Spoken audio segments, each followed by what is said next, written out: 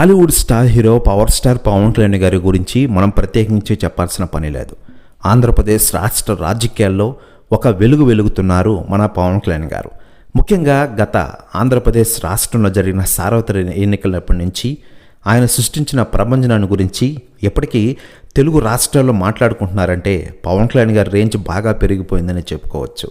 ఒక పొలిటికల్ లీడర్గా ప్రజలకు మంచి చేసే విధంగా ఆయన ఈరోజు వ్యవహరిస్తూ ఉన్నారు. ఈరోజు ఆంధ్రప్రదేశ్ రాష్ట్ర ఉప ముఖ్యమంత్రి హోదాలో ప్రజలకు సేవలు అందిస్తూ ఉన్నారు మన పవన్ కళ్యాణ్ గారు. కేవలం తెలుగు రాష్ట్రాల్లోనే కాకుండా తన హావాను ఈరోజు దేశవ్యాప్త రాజకీయాల్లో కూడా బాగా విస్తరింపచేస్తున్నారు మన పవన్ కళ్యాణ్ గారు.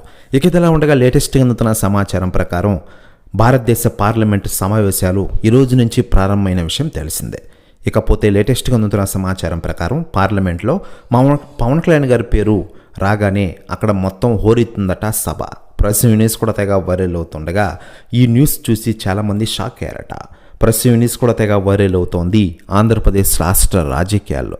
ఇక పవన్ కళ్యాణ్ గారి విషయానికి వస్తే ప్రస్తుతం ఆంధ్రప్రదేశ్ రాష్ట్ర ఉప ముఖ్యమంత్రి హోదాలో ప్రజలకు సేవలు అందిస్తూనే మరోవైపు సినిమాలో నటిస్తూ ఔరా అనిపిస్తున్నారు.